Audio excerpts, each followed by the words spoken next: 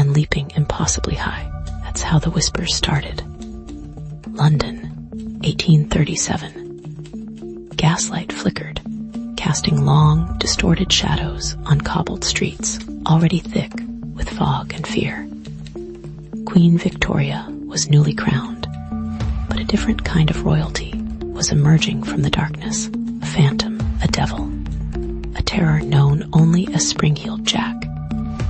He was said to attack lone women, clawing with metallic fingers, breathing blue flames, and then, defying gravity, springing over houses and walls to vanish into the night.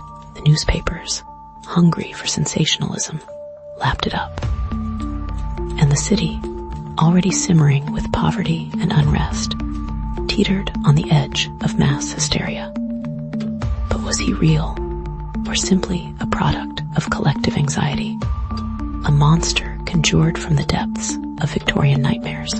One thing was certain. The legend of Spring-Heeled Jack had taken root, and it was about to bloom into a full-blown panic.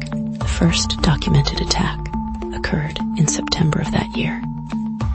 Polly Adams, a young woman walking home from work in Clapham, was confronted by a figure who leaped from a dark alleyway. He was described as tall and gaunt, with glowing red eyes and a terrifying grin.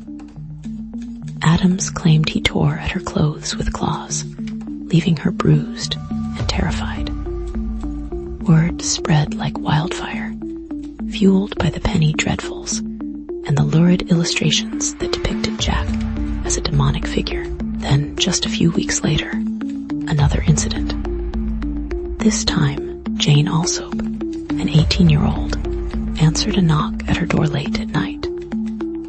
A man claiming to be a police officer told her to bring a light, as they had caught Spring-Heeled Jack. But as she approached, he revealed himself, breathing blue flames and attacking her with inhuman strength. She managed to escape, but the damage was done.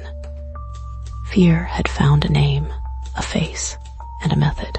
The Lord Mayor of London, Sir John Cowan, found himself facing a city gripped by terror. Reports of Spring-Heeled Jack sightings flooded his office, each more outlandish than the last. Some described him as wearing a helmet and a tight-fitting white costume. Others as having springs attached to his boots.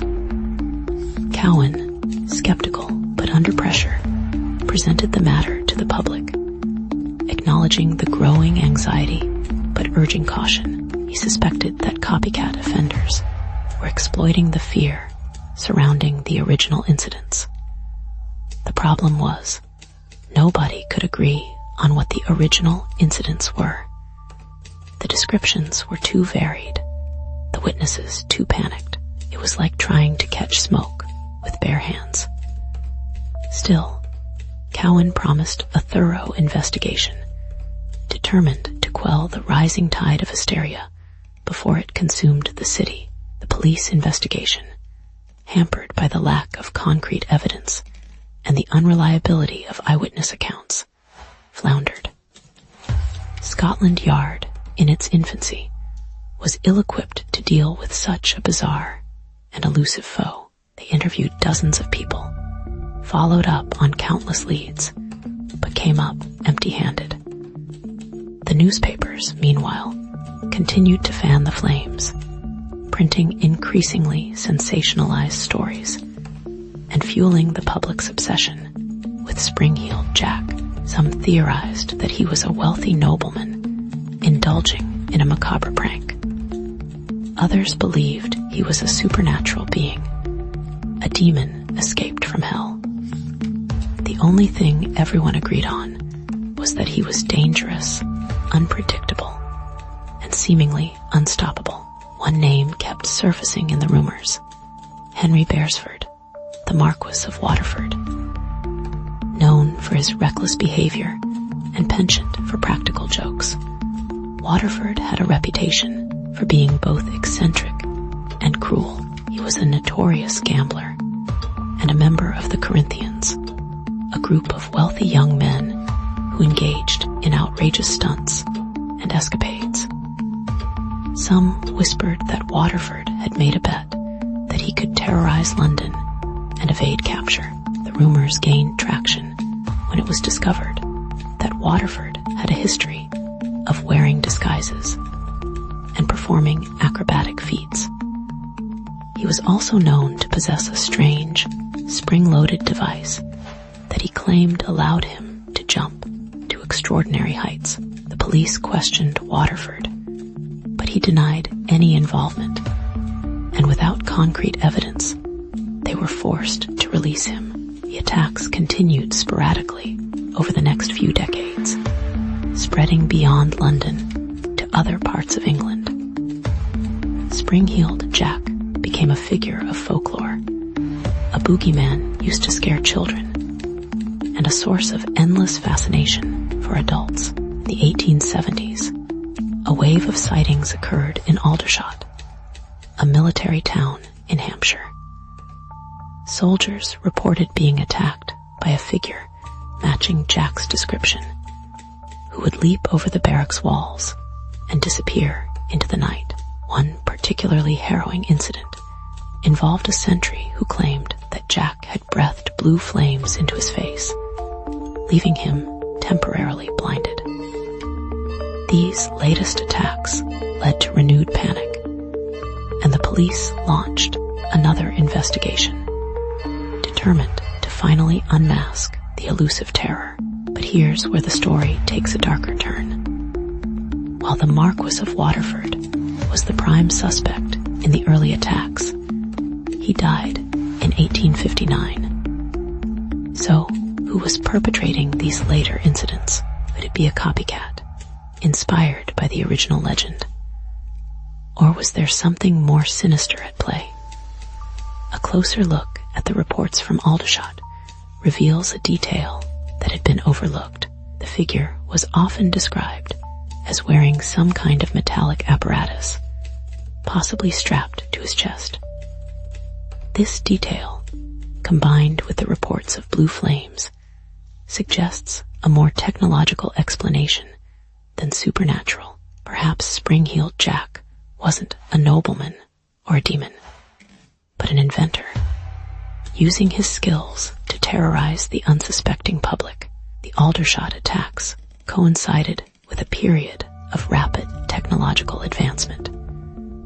The Industrial Revolution was in full swing, and new inventions were transforming every aspect of life. Could someone have developed a primitive form of personal propulsion, using springs, gas, and other experimental technologies? It's a far-fetched idea, but it fits the available evidence better than the supernatural explanations, and it raises a chilling possibility that Spring-heeled Jack wasn't just a prankster or a madman, but a pioneer, pushing the boundaries of what was technologically possible. With complete disregard for the consequences, he was testing his creation on the most vulnerable, using their fear to fuel his ambitions. The final reported sighting of Spring-heeled Jack occurred in 1904 in Liverpool. Two women claimed to have been chased by a figure matching his description, who leaped over a cemetery wall and vanished into the darkness. After that, the sighting ceased. The legend faded, relegated to the realm of urban myth and folklore. But the question remains, who was Spring-heeled Jack? Was he a single individual or a series of copycats? Was he a nobleman, a demon, or an inventor? The answer, it seems, is lost to history. But the legacy of Spring-heeled Jack lives on, as a reminder of the power of fear, the allure of the unknown, and the dark side of human ingenuity. So the chilling irony, he may have been exactly what London feared most. Not a supernatural monster from folklore, but a modern one, born of science and ambition. Gaslit streets that birthed the legend of Spring-heeled Jack also concealed the very tools that could have created him. And that perhaps is the scariest thing of all.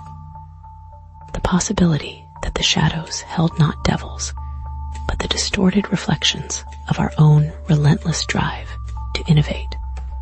No matter the cost, he remains an unsolved mystery, a testament to the enduring power of a good story, and the unsettling realization that sometimes the most terrifying monsters are the ones we create ourselves. Man leaping impossibly high is what they said. But maybe, just maybe, he wasn't leaping at all. Maybe he was flying. A primitive, terrifying test flight, fueled by ego and the terror of a city.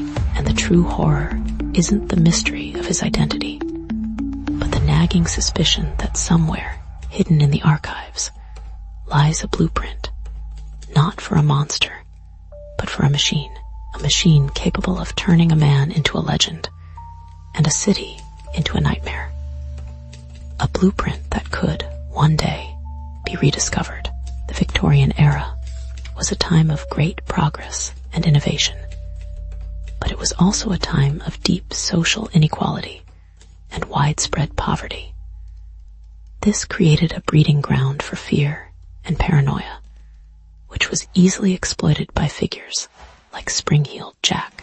The legend of Spring-Heeled Jack serves as a reminder of the dark underbelly of Victorian society and the anxieties that lurked beneath the surface of its seemingly ordered world.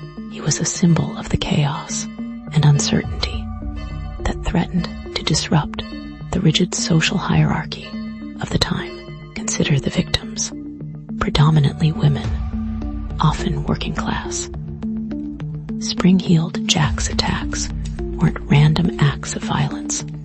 They were targeted assaults that preyed on the vulnerability of women in Victorian society. He exploited the patriarchal structures of the time, using fear and intimidation to control and terrorize his victims.